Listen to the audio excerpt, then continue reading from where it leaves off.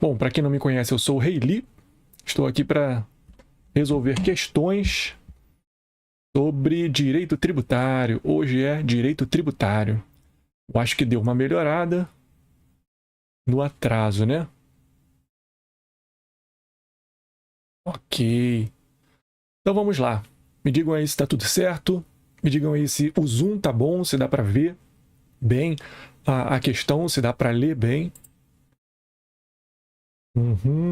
Eu acho que tá dando para ver. Bom, vão me dizendo aí se o som tá bom, se dá para ouvir, se o zoom também tá razoável, dá para ler a questão. Então vamos para a nossa primeira questão do dia. Hoje a gente vai estudar direito tributário. E o assunto mais cobrado de direito tributário é esse aqui, responsabilidade tributária. Em 2023 foi o ano da responsabilidade tributária nos concursos jurídicos, concurso de carreiras jurídicas. Então hoje a gente vai fazer questões dessa matéria, responsabilidade tributária. Beleza? Então vamos lá. Primeira questão. A substituição tributária progressiva. Então a gente está falando aqui de substituição tributária progressiva, né? Lembra da diferença entre substituição progressiva e substituição regressiva? Substituição progressiva, substituição para frente. Progressiva para frente. Substituição regressiva, substituição para trás. Substitui quem está atrás na cadeia de consumo, na cadeia de produção. Então aqui a gente está falando da substituição progressiva. Substitui quem está na frente, ok? É uma forma de recolhimento de ICMS e não pode ser aplicada a outros tributos? Nada a ver, né? Ela é uma forma do ICMS, realmente. O ICMS é o que mais usa a substituição tributária, tanto a progressiva quanto a regressiva, mas pode ser aplicada a outros tributos sim, não tem nenhuma limitação não. B. Distribui responsabilidade pelo pagamento de tributo entre vários contribuintes? Não distribui entre vários contribuintes, não. O que ela faz é que quem está atrás na cadeia de produção substitui quem está na frente. Como assim? Numa distribuição de combustíveis, por exemplo, o que acontece é que a distribuidora de combustíveis distribui para os postos de gasolina. Então, os postos de gasolina, ao vender para o consumidor, deveriam recolher ICMS, certo? Certo. Só que existe uma norma de substituição tributária progressiva que diz que quem vai recolher nesse caso não é o posto de gasolina, mas sim a distribuidora de combustível. Então, a distribuidora que está antes da cadeia de consumo substitui quem está na frente, substitui os postos de gasolina. Então, o que ocorre aí é justamente a substituição tributária progressiva. Beleza? Beleza. Então, o erro aqui da B é que ela diz que distribui a responsabilidade pelo pagamento de tributo entre vários contribuintes e não distribui entre vários contribuintes, não. Quem está atrás substitui quem está na frente. C. Ocorre quando o sujeito passivo fica responsável pelo pagamento de ICMS de fato gerador futuro. Faz sentido, né? Faz sentido. Um sujeito passivo fica responsável pelo pagamento de ICMS por fato gerador futuro. Quem está na frente está substituindo o fato gerador futuro, a venda de combustível que vai acontecer lá na frente. D. É um instituto utilizado para operações dentro do mesmo estado, não se aplicando em comercialização interestadual? Nada a ver, não tem essa limitação de ser estadual ou interestadual, nada a ver. E. Ocorre quando o tributo é recolhido em relação a fatos geradores já ocorridos? Não. Por quê? Porque essa aqui é a substituição tributária para trás, substituição tributária regressiva. Por isso que a E está errada. Então, o certo aqui é a C, pelo que eu me lembro, né? Vamos ver? Show de bola, é isso mesmo. E onde está essa norma? Vamos ver lá na correção. É o artigo 150, parágrafo 7º da Constituição Federal. A lei poderá atribuir a sujeito passivo da obrigação tributária a condição de responsabilidade de responsável pelo pagamento de imposto ou contribuição, cujo fato gerador deva ocorrer posteriormente, assegurada imediata e preferencial restituição da quantia paga, caso não se realize o fato gerador presumido. Então, é uma norma constitucional. A lei poderá atribuir essa obrigação tributária à condição de responsável pelo pagamento de imposto ou contribuição. Beleza? Então essa é a norma constitucional que autoriza a substituição tributária. 5 estrelas para o professor Tiago Martins. Próxima questão. E aí, me digam aí, até agora, o que vocês estão achando? Se o zoom tá bom? Deixa eu ver aqui os dados da transmissão para ver se está tudo certo.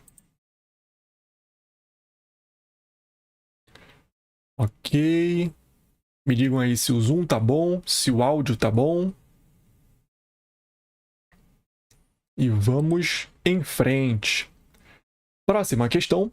Em processo de falência, o produto da alienação judicial da empresa permanecerá em conta de depósito à disposição do juízo pelo prazo de 2 anos, contados da data da alienação, somente podendo ser utilizado neste período para o pagamento de créditos que preferem ao crédito tributário. Então, é uma norma de falência contida no CTN, no Código Tributário Nacional. E realmente ela diz que em processo de falência, o produto da alienação judicial da empresa permanecerá em conta de depósito à disposição do juízo. Mas esse prazo aqui está certo? Pelo prazo de 2 anos? Não está certo. Esse prazo está errado. O prazo correto aqui é o prazo de 1 ano. 1 ano. Essa norma relativa à falência, prevista lá no CTN, ela diz que no processo de falência, esse produto da alienação judicial vai permanecer à disposição do juízo pelo prazo de 1 ano, contado da data de alienação, somente podendo ser utilizado nesse período para o pagamento de créditos que preferem ao crédito tributário. Aí vai entrar naquela lista lá de preferências, né, da ordem de falência. Então tem que respeitar aquela ordem de falência, respeitando, ok, se tiver algum crédito que prefere ao crédito tributário, vai ser pago. Se não tiver nenhum crédito, aí vai permanecer à disposição do juízo. Beleza? Então, eu acho que aqui está errado. Não são 2 anos, o prazo é de 1 ano. Vamos ver se é isso mesmo? Show de bola, é isso mesmo. E qual é a norma? É o artigo 133, parágrafo 3º do CTN. Processo de falência, tarará, é a mesma coisa da assertiva da questão, né? E o prazo de 1 ano, previsão do prazo de 1 ano. 183, parágrafo 3º do CTN. Beleza? Beleza. Vamos para a próxima questão. Acerca da responsabilidade tributária, julgue o item que se segue. Em caso de sucessão empresarial, a responsabilidade da empresa sucessora abrangerá os tributos devidos pela sucedida, excluídas as multas moratórias ou punitivas referentes a fatos geradores ocorridos até a data da sucessão. Então a gente está falando algumas informações importantes aqui. Estão tratando de algumas informações bem relevantes. Sucessão empresarial, responsabilidade tributária na sucessão empresarial e qual é a responsabilidade, se inclui ou não as multas moratórias ou punitivas. Isso aqui era uma divergência jurisprudencial que havia bastante forte, né? Doutrinária e jurisprudencial. Se a sucessão empresarial ia incluir ou não as multas moratórias ou punitivas. Vocês lembram disso aqui? E aí, o que vocês acham? Me digam aí. Isso aqui é um assunto bem importante.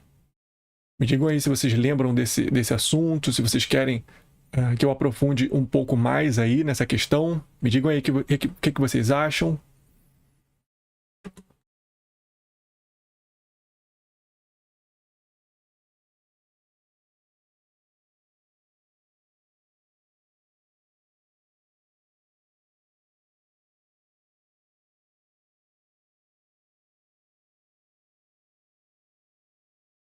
Então vamos lá. Isso aí. Em caso de sucessão empresarial. Aqui, a jurisprudência do STJ entendeu que não exclui as multas moratórias ou punitivas. Não exclui. Ao contrário, ficam incluídas as multas moratórias ou punitivas. Isso aqui é importante a gente memorizar, porque é uma jurisprudência importante do STJ que ele definiu isso aqui. Inclui as multas moratórias ou punitivas, ok? Então essa questão está errada. O importante da gente revisar aqui é a diferença entre a sucessão o que é responsabilidade por sucessão, o que é responsabilidade por substituição. E isso aqui é algo importante para a gente revisar. Eu vou pegar o iPad aqui para fazer essa revisão com vocês, que isso aqui é importante. A gente... Responsabilidade tributária se divide em responsabilidade por substituição e responsabilidade por transferência. Qual é a diferença? Responsabilidade por substituição progressiva, regressiva, atuação irregular,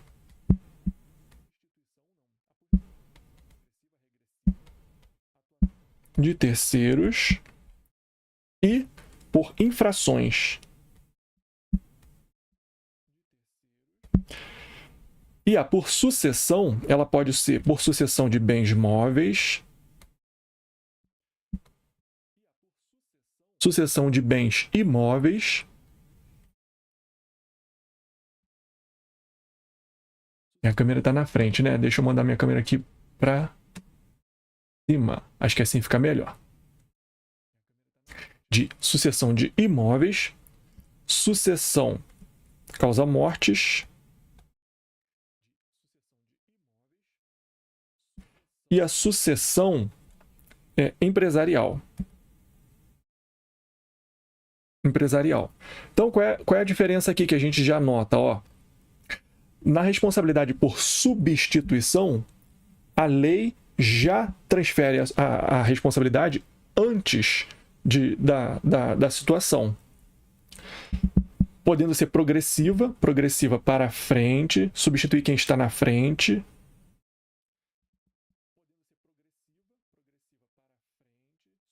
e regressiva, substituir quem está atrás. Para trás, ok? Atuação irregular de terceiros, quando a gente tem... E aí, Pedro? Beleza? Boa noite, Pedro. Aí, consegui colocar o chat na tela. Show de bola. Então, a gente está falando aqui da responsabilidade tributária, né? Por substituição ou por transferência. Então, o que a gente tem que memorizar é isso aqui. Isso aqui é muito importante. Precisa ser memorizado, não adianta. Isso aqui precisa ser decorado. Por substituição e por transferência. Essa é a grande diferença. Responsabilidade por substituição. Progressiva, regressiva, atuação irregular terceiro, infrações. Responsabilidade por transferência, por sucessão, por solidariedade, por atuação regular de terceiros. Isso aqui é bastante importante. Beleza? Boa noite, jovem Elias. Boa noite. Show de bola. Então vamos lá. Entendido isso aqui, compreendido isso aqui, eu tenho até um mapa mais detalhado sobre isso aqui, ó. A modalidade de responsabilidade. Se vocês quiserem depois, eu mando isso aqui para vocês. Responsabilidade por transferência, que pode ser por sucessão, por solidariedade, ou de terceiros. O evento previsto em lei transfere a sujeição passiva após o fato gerador. Então, depois de ocorrer o fato gerador, o evento transfere a sujeição passiva. A responsabilidade por substituição, não. A responsabilidade por substituição, ela já está substituída desde o fato gerador. Por transferência, ela transfere depois do que ocorreu. Por substituição, já está substituído. A lei já substituiu desde o fato gerador. É o caso da regressiva e é o caso da progressiva. Como a gente falou lá, né? Na regressiva, na progressiva, por atuação irregular de terceiro e por infrações também. Na regressiva está substituindo quem está atrás e na progressiva está substituindo quem está na frente. Vamos lembrar de um exemplo de substituição tributária regressiva. É o caso de cooperativas de leite, por exemplo. Em pequenos municípios, a gente tem vários produtores de leite e nessa situação, o que acontece? Eles enviam o leite para a cooperativa, e é a cooperativa que vende para os mercados, que vende para as produtoras de queijo, para as indústrias, é a cooperativa que cuida disso. Nesse caso, o que é mais fácil para o o fisco, cobrar de todos os produtores de leite ou cobrar da cooperativa, que tem essa organização, que tem uma capacidade contábil, que tem essa escrituração. É muito mais fácil cobrar da cooperativa, né? Por isso que na responsabilidade desse caso da produção de leite, das cooperativas, ocorre uma responsabilidade regressiva para trás. A cooperativa substitui quem está atrás, ou seja, os produtores de leite. Na progressiva, como a gente viu, quem está atrás substitui quem está na frente. Por exemplo, a distribuição de gasolina. Então isso aqui é importante a gente saber. Mas voltando para a questão, em caso de sucessão empresarial, a responsabilidade da empresa sucessora abrangerá os tributos devidos pela sucedida, excluídas as multas moratórias ou punitivas referentes a fatos geradores ocorridos até a data da sucessão. E aí, excluídas ou incluídas? Incluídas, né? Tá errado. O STJ definiu que nesse caso aqui de sucessão empresarial, ou seja, uma empresa que se transformou em outra empresa. Ela era uma limitada, agora ela é uma SA, por exemplo. Nesse caso, a empresa que se transformou, ou uma empresa que incorporou aquela outra, a empresa que sucedeu, sucessão empresarial, ela vai responder tanto pelos tributos quanto pelas multas moratórias ou punitivas. Ou seja, não é porque ela se transformou, não é porque ela foi incorporada por outra, não é porque ela se fusionou com outra empresa que ela vai ter um grande perdão, um grande calote de todos os tributos, multas punitivas, não, né? Nem multas moratórias, nem multas punitivas, nada a ver. O fisco vai cobrar tudo dessa nova empresa. Então, isso aqui está errado. Vamos ver? Show de bola, é isso mesmo. E onde é que está essa norma? É o artigo 132 do CTN. A pessoa jurídica de direito privado que resultar da fusão, transformação ou incorporação de outra ou em outra é responsável pelos tributos devidos até a data do ato pelas pessoas jurídicas de direito privado fusionadas, transformadas ou incorporadas. Então, a dúvida era, na jurisprudência, né? O artigo 32 fala responsável pelos tributos. Ele não fala responsável pelas multas, responsável pelas penalidades, não. Então as empresas defendiam justamente isso. Não, nós não temos que pagar as multas porque não tem uma previsão legal.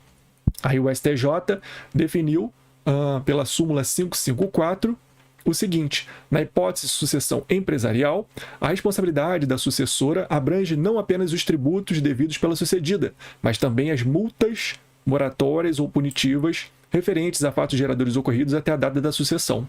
Então, essa súmula 554 é essencial para as provas e concursos, a gente tem que saber ela, tem que memorizar, porque cai direto. Então, isso aqui é muito importante mesmo. Vamos sempre lembrar da súmula 554. Vou até tentar colocar aí no chat para vocês. Vamos ver se eu consigo. Porque ela é grande, né? Deixa eu cortar. Agora foi. Beleza. Súmula 554 do STJ. Essencial. Essa norma não está no CTN, está na súmula. 5 estrelas para o professor Tiago Martins. Próxima questão. Com base no Código Tributário Nacional, então agora a gente está pedindo CTN, é correto afirmar que a. Na responsabilidade por infrações, considera-se espontânea a denúncia apresentada após o início de qualquer procedimento administrativo ou medida de fiscalização relacionada com a infração. Então, denúncia espontânea. Denúncia espontânea é uma regra específica do direito tributário que o contribuinte que tiver cometido algum tipo de infração, se ele confessar a sua infração e pagar o tributo, todos os tributos, todas as multas moratórias, tudo que ele tiver que pagar antes da fiscalização, antes de qualquer medida de fiscalização, antes dele ser intimado da fiscalização que está ocorrendo contra ele, vai ter um perdão das multas punitivas. Então, ele não vai precisar pagar as multas punitivas. Então, a A está errada por quê? Porque ele está dizendo que ocorre denúncia espontânea após o início de qualquer procedimento administrativo ou medida de fiscalização. Isso aqui não, após não, só antes. A regra é, tem que ser antes, ok? Não vamos esquecer disso aqui. Antes.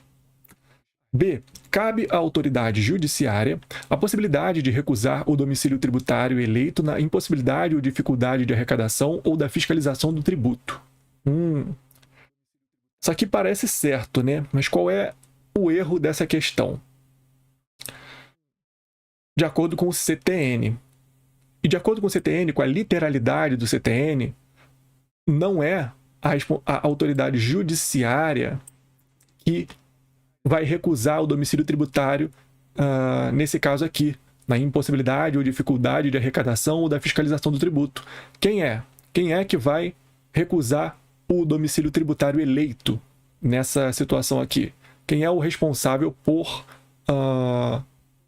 lançar o tributo? É a autoridade administrativa, né? Não é a autoridade judiciária, não. Não é autoridade judiciária, não. É autoridade administrativa. Então, vamos lembrar disso aqui. Por isso que essa aqui está errada. C. Na responsabilidade de terceiros, impossibilitando-se a exigência do cumprimento da obrigação principal pelo contribuinte, respondem solidariamente com este nos atos em que intervierem ou pelas omissões que forem responsáveis os sócios, no caso de liquidação da sociedade de pessoas. Aqui é aquela norma do direito tributário que é meio atécnica. Por quê? Porque ele está falando que na responsabilidade de terceiros, impossibilitando-se a exigência do cumprimento da obrigação principal pelo contribuinte. Então, no caso de não conseguir cobrar do contribuinte, respondem solidariamente com este, nos casos em que intervierem, pelas omissões que forem responsáveis, os sócios. Então ele está falando que aqui é a responsabilidade solidária, mas no caso de impossibilitar a exigência do cumprimento da obrigação principal, mas isso não seria a responsabilidade subsidiária? Não é na subsidiária que acontece isso? No caso de não conseguir cobrar do principal, a gente vai cobrar do outro, de quem é responsável. Isso seria a responsabilidade subsidiária, né? Não solidária. Justamente isso, a doutrina aponta essa atecnia no CTN. Quando ele fala lá, respondem solidariamente, não seria solidariamente, seria subsidiariamente. Mas essa é a literalidade do CTN mesmo, é assim mesmo. O que ele quer dizer aqui é que, mesmo se o contribuinte não pagar, não conseguir cobrar do contribuinte, ele vai cobrar dos dois. Ele não vai deixar de cobrar do contribuinte para cobrar do responsável, não. Ele vai cobrar do contribuinte e do responsável. Então, é isso que ele quer dizer. Vai responder solidariamente com este. Então, não vai deixar de cobrar de um para cobrar do outro. Vai cobrar dos dois. Mas a doutrina aponta essa diferença, que é essa tecnia. E é importante a gente ficar ligado nisso. Se a questão cobrar com base na doutrina, não com base no CTN. Com base no CTN, isso aqui está certo, é solidariamente mesmo. Mas se cobrar, há uma crítica doutrinária a respeito da responsabilidade solidária, que na verdade seria subsidiária. Tá certo, a gente vai ter que assinalar essa resposta, porque a doutrina realmente aponta, principalmente o Ricardo Alexandre. O Ricardo Alexandre diz que isso aqui foi uma atecnia do CTN. Letra D. Na responsabilidade dos sucessores, representantes de pessoas jurídicas de direito privado, são pessoalmente responsáveis pelos créditos correspondentes às obrigações tributárias resultantes de atos praticados com excesso de poder ou infração da lei, contrato social ou estatutos. Então, o que vocês acham dessa D aqui? Digam aí no chat o que vocês acham dessa D aqui. A responsabilidade dos sucessores, representantes de pessoa jurídica e direito privado, são pessoalmente responsáveis pelos créditos correspondentes às obrigações tributárias, resultantes de atos praticados com excesso de poder ou infração de lei, contrato social e estatutos. Também é uma norma literal do CTN. O que vocês acham dessa aqui?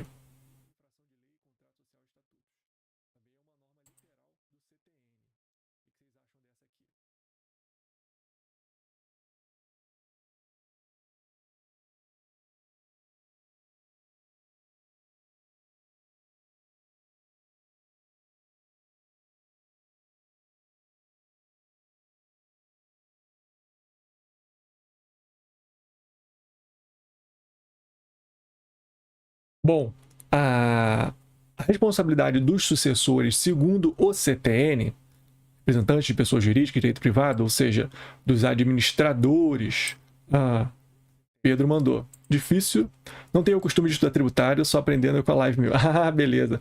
Tributário é justamente isso, né, Pedro? O tributário é meio complicadinho mesmo, porque a gente não tem esse costume. Normalmente a faculdade não é muito específica, ela não traz o direito tributário de uma forma muito aprofundada, né? Porque é uma área muito específica. A maioria dos advogados, se não se especializar no tributário, nunca vai estudar o tributário, né? Nunca vai precisar do tributário em si. Então, a gente passa a faculdade, na maioria das vezes, não estudando essas normas específicas do CTN. Na minha faculdade mesmo, a gente até estudou, aprofundou um pouco no tributário, mas foi uma visão muito doutrinária, muito crítica, muito até focado mais na Constituição mesmo. E isso, estudou tributário no semestre passado, né? É isso mesmo, é bem básico, bem básico. Eles não aprofundam, principalmente no CTN.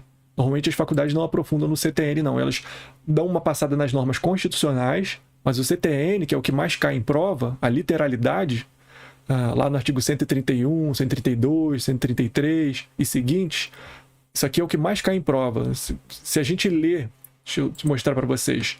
Ó, responsabilidade tributária. Começa lá no artigo 128. São poucos artigos. Do 128 até por infrações. Até aqui, ó, 138, 10 artigos. 128 ao 138, a gente já acerta muita questão mesmo. Porque tem muito detalhe aqui, as questões adoram. O que é responsabilidade por substituição? O que é por transferência? O que acontece na responsabilidade dos sucessores? Então, deem uma lida nisso aqui com atenção, marcando o código. Se vocês estiverem estudando pelo Anki ou pelo Remnote, façam flashcard disso aqui, passem de vez em quando. Isso aqui é importante. E estudando só essa partezinha aqui, 128 ao 138, e a Constituição, vocês acertam 50% ou mais das questões de tributário nas provas de concurso. Pode apostar. Então é isso. Na responsabilidade dos sucessores, representantes de pessoas jurídicas de direito privado, são pessoalmente responsáveis pelos créditos correspondentes. Pedro, já adicionei essa parte no Remnote. Faça só esquematizar. Boa, Pedro. Mandou bem. Mandou muito bem. É isso aí. Legal. Então tá. O que acontece aqui é que, segundo o STJ, os sucessores, representantes de pessoas jurídicas de direito privado, eles não respondem pessoalmente, não. Eles vão responder no caso da substituição mesmo. Eles respondem subsidiariamente ou solidariamente. E a capacidade tributária passiva depende da capacidade civil das pessoas naturais. Essa aqui é a mais errada de todas. Existe uma norma do direito tributário que diz justamente o contrário. A capacidade tributária passiva independe da capacidade civil das pessoas naturais. Então, não tem nada a ver capacidade civil com capacidade tributária. Por que não? Isso aqui é fácil de entender. Uma criança, quando compra uma bala lá na vendinha do seu Luiz, ela não está pagando tributo? Não tem tributo ali, ICMS, ISS, um monte de tributo na bala dela?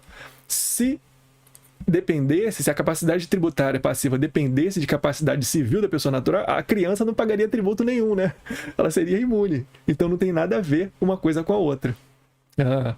Por exemplo, se um menor de idade herdar um patrimônio gigante dos pais, não vai ter que pagar o ITCMD, o Imposto de Transmissão Causa-Morte, o imposto lá pela herança, pelo imóvel que recebeu, vai ter que pagar. Não é porque é criança, não é porque é incapaz que vai deixar de pagar, não. Então, a capacidade tributária passiva independe da capacidade civil de pessoas naturais. Não tem nada a ver uma coisa com a outra. Beleza? Então, aqui, eu acho que é a C. Eu acho que é a C. Vamos ver se é isso mesmo? Show de bola, é a C. Só ver as questões, ó. A regra está no 138, parágrafo único, a denúncia espontânea, né? Isso aqui é um dos artigos mais importantes do CTN, podem marcar lá no Vademecum de vocês, no material de estudo de vocês. O 138 é um dos artigos mais importantes de todo o CTN, todo. Fala sobre denúncia espontânea. A responsabilidade é excluída pela denúncia espontânea da infração, acompanhada, se for o caso, do pagamento do tributo devido e dos juros de mora, ou do depósito da importância arbitrada pela autoridade administrativa, quando o montante do tributo dependa de apuração. E parágrafo único, não se considera espontânea a denúncia apresentada após o início de qualquer procedimento administrativo ou medida de fiscalização relacionados com a infração. Então, isso aqui é muito importante. Cai toda hora mesmo. A B está lá no 127, a autoridade administrativa, não é a autoridade judicial. A C é a certa, está no 134.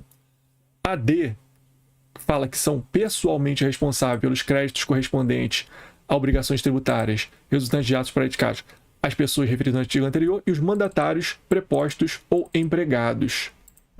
E a E é o 126. A capacidade tributária passiva independe da capacidade civil das pessoas naturais. Essa aqui é a mais errada de todas. Beleza? Próxima. Analise as afirmativas abaixo em relação à responsabilidade pelo crédito tributário nos termos do Código Tributário Nacional. 1.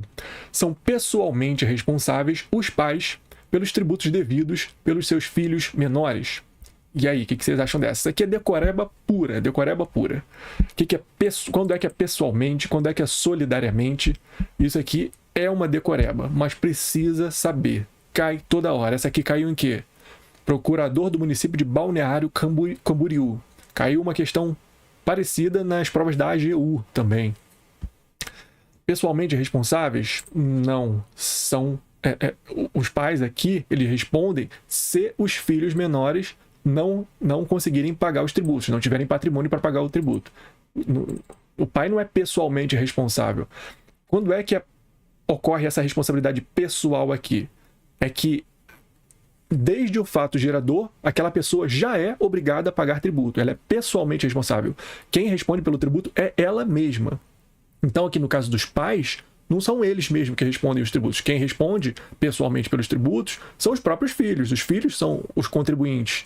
Se o tributo é devido pelo filho menor, é o filho menor que vai pagar. Se ele não tiver patrimônio, aí sim os pais respondem. Então, os pais respondem solidariamente. É aquela responsabilidade solidária do CTN, né, que a gente acabou de falar. É aquela responsabilidade solidária que, na verdade, é subsidiária, né? A 2. É solidariamente responsável o adquirente ou remitente pelos tributos relativos aos bens adquiridos ou remidos. Então, aqui a gente está falando de quê aqui? Uma pessoa que comprou um bem. Por exemplo, adquiriu um bem. Adquiriu um carro. Se você compra um carro de uma outra pessoa, quem é responsável pelos tributos do carro? Você mesmo, né? De quem o fisco vai cobrar o tributo? De você. Você não vai poder dizer, poxa, esse carro não era meu, mas você comprou o carro cheio de dívida porque você quis. Então, o fisco vai cobrar de você. Então, você não é solidariamente responsável, não. Você é pessoalmente responsável. O carro é seu e o fisco vai cobrar de você. Então, isso aqui é muito importante. Se tiver lá no contrato que o vendedor se responsabiliza pelo pagamento dos tributos, o que o fisco vai fazer? Ele vai cobrar de você e depois você vai poder cobrar de quem te vendeu o carro. Mas o fisco não está nem aí. Os contratos, as convenções civis entre pessoas não excluem a responsabilidade tributária. Não tem nada a ver uma coisa com a outra, tá? Então, aqui não é solidariamente, não. Aqui é pessoalmente. Adquirente ou remitente pelos tributos devidos aos bens adquiridos ou remidos. 3. São pessoalmente responsáveis o sucessor a qualquer título e o cônjuge meeiro pelos tributos devidos pelo de cujus até a data da partilha ou adjudicação, limitada a esta responsabilidade ao montante do quinhão do legado ou da meação. Pedro fez uma pergunta. Seria uma ação de regresso o caso da 2? Uma ação de regresso? Você pagou Vamos ver aqui. O caso do carro, né? Você pagou o tributo. Sim, seria um caso de uma ação de regresso. Isso mesmo. Você paga o tributo, mas como aquela outra pessoa, o vendedor do carro, né? Ele se responsabilizou, estava no contrato que era ele que deveria ter pago o tributo, então você vai entrar com uma ação de regresso contra ele. É que normalmente a gente fala de ação de regresso no caso de seguradora, no caso de responsabilidade extracontratual, né? Nesse caso aqui, também dá para enquadrar nessa hipótese. E a gente estava na 3, né? São pessoalmente responsáveis o sucessor a qualquer título e o cônjuge meieiro. Aqui a gente está falando dos herdeiros, dos legatários e do cônjuge meieiro, né? Sucessor a qualquer título e cônjuge meieiro. A pessoa morreu, deixou bens. Essas pessoas aqui, eles são pessoalmente responsáveis pelos tributos devidos pelo de cujus até a data da partilha ou adjudicação, limitada essa responsabilidade ao montante do quinhão ou legado ou da meação? Sim, é isso mesmo. Aqui a gente tem um detalhe importante. Quando é que o sucessor e o cônjuge meieiro vão ser responsáveis ou contribuintes? Isso aqui é importante. Qual é a diferença? Contribuinte é aquele que é o sujeito passivo da obrigação tributária. Ele é o que executou o fato gerador ou o que a lei diz que ele é o contribuinte. A lei imputa a ele essa responsabilidade tributária passiva. Você é o contribuinte. Responsável é aquele caso de responsabilidade tributária. Aconteceu alguma coisa que transferiu a responsabilidade do contribuinte para o responsável, ou então a própria lei diz que, apesar do fulano de tal ser contribuinte, quem vai recolher é o outro, é o responsável. Então pode ser responsabilidade por substituição ou responsabilidade por transferência. Nos dois casos, o que a gente tem aqui é um responsável, não é o contribuinte. Então, tem casos em que o sucessor e o cônjuge meieiro, os herdeiros, vão ser contribuintes, e tem casos em que eles vão ser responsáveis. Quais são esses casos? Eu fiz um mapa mental aqui que eu tenho justamente isso anotado um resumo que eu fiz do livro do Ricardo Alexandre. Então isso aqui é um quadrinho muito interessante da gente saber. A gente tem dois marcos temporais, a abertura da sucessão, que é a morte. Com a morte ocorre a abertura da sucessão, é a regra da Sezine. Sezine, se escreve Saizine. Deixa eu escrever no chat aí para você. Saizine. Regra da Sezine, com a morte ocorre a abertura da sucessão. Então, quando a gente fala de abertura de sucessão, a gente está falando da morte. Então, com a morte, a gente tem o primeiro marco temporal. E o segundo marco temporal é a partilha ou adjudicação. Partilha ou adjudicação. E, sabendo desses dois marcos temporais, a gente sabe dizer quem é contribuinte e quem é responsável. Antes da abertura da sucessão, antes da morte, quem é contribuinte e quem é responsável? Pelos tributos ocorridos antes da abertura da sucessão. Antes da morte, quem é contribuinte é o de cujus, né? Ele ainda não morreu. Então, o contribuinte é ele. O contribuinte é ele. O espólio e os sucessores vão ser responsáveis.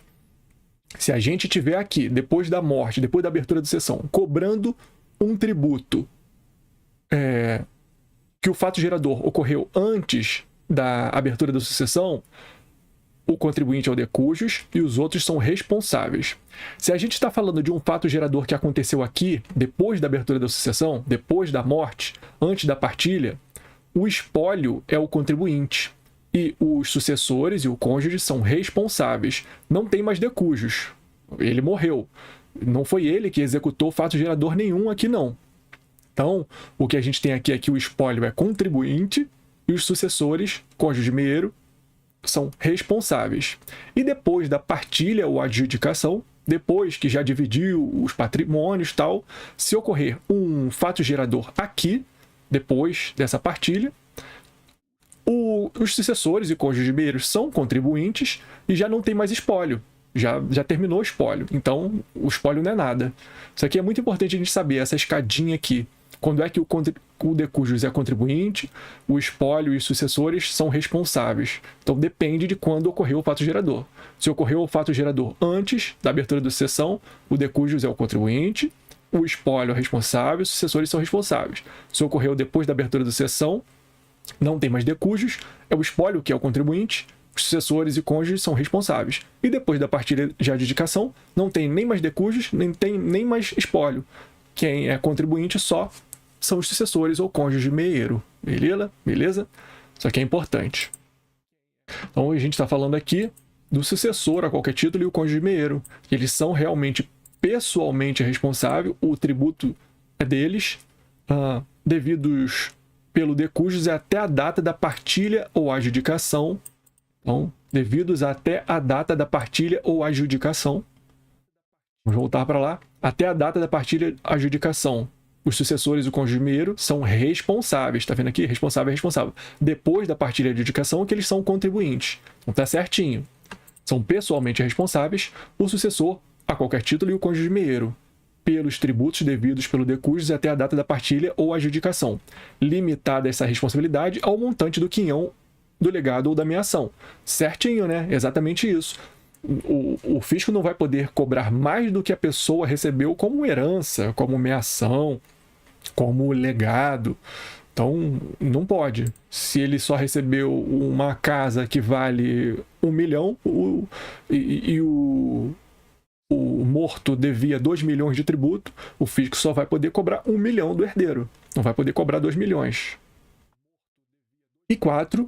É pessoalmente responsável o espólio pelos tributos devidos pelo de cujus até a data da abertura da sucessão. Mesma coisa, né?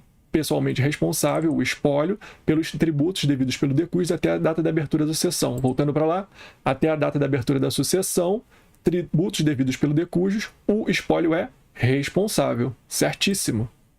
Então aqui a 3 e a 4 estão corretas, né? São corretas apenas as afirmativas 3 e 4. Conseguiram entender isso aqui? Conseguiram entender essa escadinha? Me diz aí no chat se ficou clara essa explicação, se vocês ficaram com alguma dúvida, alguma coisa. Me diz se deu para entender isso aqui. Porque isso aqui é um conceitozinho, e é uma norma, é uma regrinha importante lá do CTN, que às vezes demora um pouquinho para a gente compreender. Esses dois marcos temporais aqui são bastante importantes. Me digam aí no chat se deu para entender. Valeu, Pedro. Obrigado. Show de bola. Deu para entender. Então, beleza. Então, a gente passa para a próxima. 3 e 4, certinho. E onde está essa regra? É o 134, o 131. O 131 e o 134. São essas duas regras que a gente estudou aqui. Beleza. Próxima questão. PGFN. Questão da PGFN. PGFN veio forte no direito tributário esse ano. Determinada pessoa jurídica foi dissolvida irregularmente no curso da ação de execução fiscal. Então já está rolando a execução fiscal. É a ação que o fisco tem como disponibilizar essa esquematização depois. Esse mapa mental aqui, Pedro, que você falou? Esse aqui?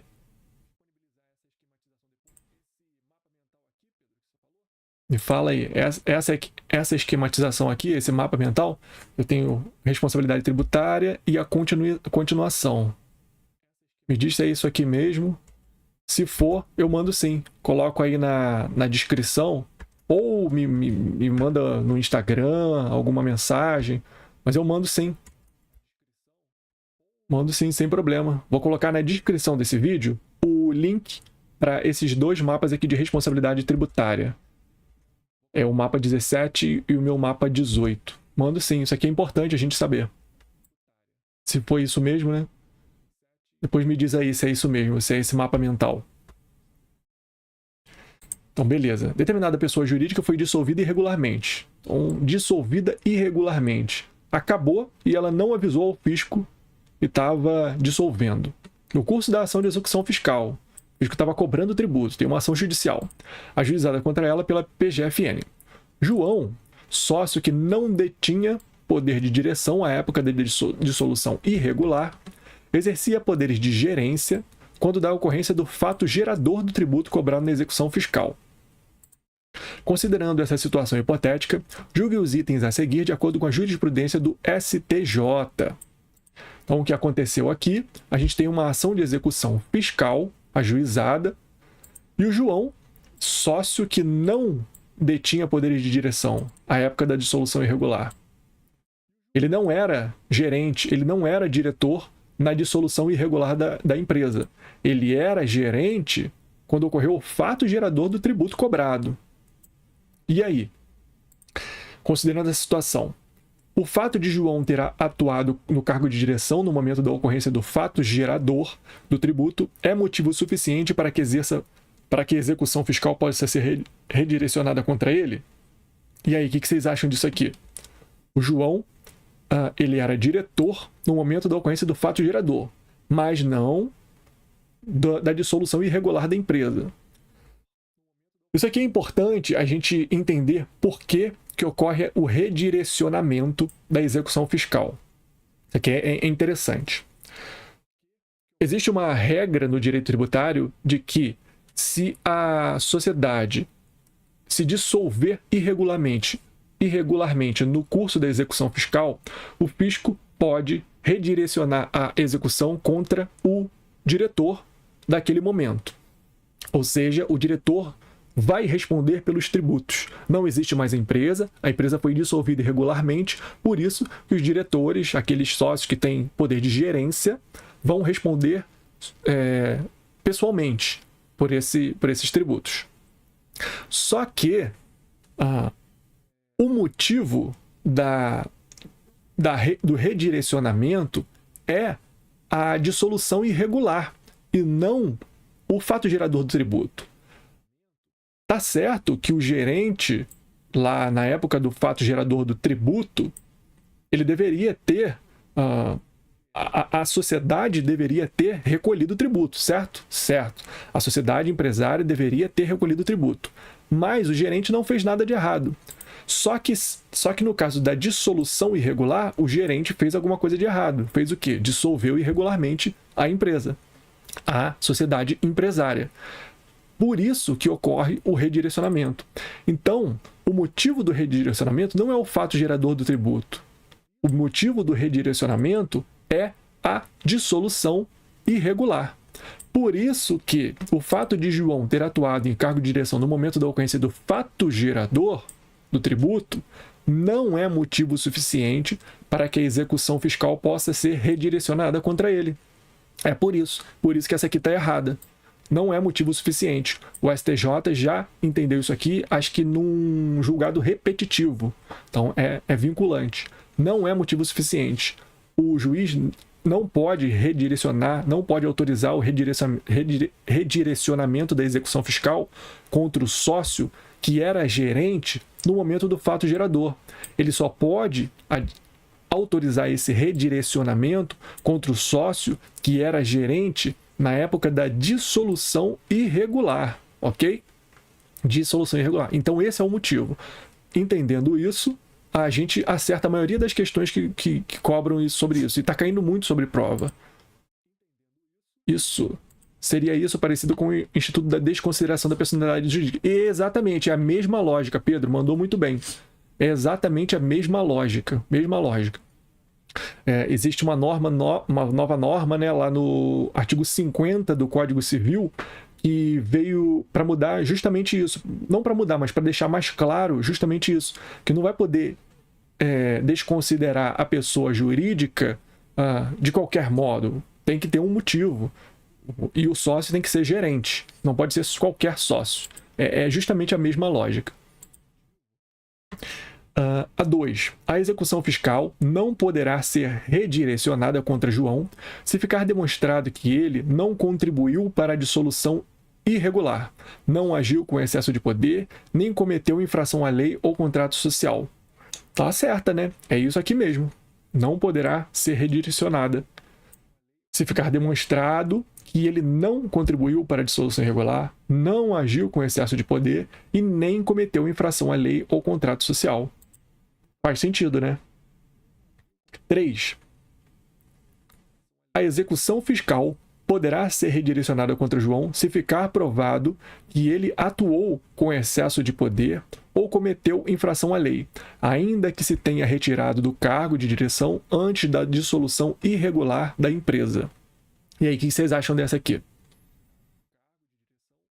A execução fiscal poderá ser redirecionada contra João se ficar provado que ele atuou com excesso de poder ou cometeu infração à lei, ainda que se tenha retirado do cargo de direção antes da dissolução irregular da empresa. Pedro, parece certa. Concordo com você, parece certa. Ainda que se tenha retirado do cargo de direção antes da dissolução irregular da empresa. Por quê? Porque ele cometeu uma infração à lei ou excesso de poder, certo? Concordo com você. Acho que essa aqui está certa também. Então eu marcaria a 2 e a 3. A D, né? Apenas os itens 2 e 3 estão certos. Vamos ver se é isso mesmo? Show de bola, é isso mesmo. E onde é que estão essas regras? Súmula 430 do STJ. O inadimplemento da obrigação tributária pela sociedade não gera por si só a responsabilidade solidária do sócio-gerente. Aqui tem que estar memorizado. Súmula 430 do STJ. Eu mandei aí no chat para vocês, isso é muito importante. E o tema 962 do STJ. Recurso repetitivo 962 do STJ, tema 962. O fato de o sócio ter atuado em cargo de direção no momento da ocorrência do fato gerador do tributo cobrado não é motivo suficiente para que a execução fiscal possa ser redirecionada contra si. Boa, Pedro, é isso mesmo. Ele concorreu para isso. Concorreu para isso. É aquela mesma lógica que você falou, né? Então, recurso repetitivo, tema 962. Vou mandar aí no chat também, porque isso é importante da gente saber e da gente memorizar. Beleza? Beleza, é isso mesmo. Tarará. Só entendimento do STJ com base no artigo 135, inciso 2 do CTN. O 135 fala da responsabilidade pessoal dos diretores, gerentes ou representantes de pessoas jurídicas de direito privado. Beleza? É a interpretação do STJ dessa norma. Então é isso, pessoal. Vamos mais 50 minutinhos de questões. Hoje a gente respondeu algumas questões de direito tributário, né? E falamos sobre a responsabilidade tributária, esse assunto que cai bastante no direito tributário. Depois de responsabilidade tributária, o assunto é princípios tributários, o assunto que mais cai. Mas, na nossa próxima resolução de questões, a gente vai estudar direito penal, direito penal. E qual é o assunto que mais cai em direito penal? Prescrição. Prescrição.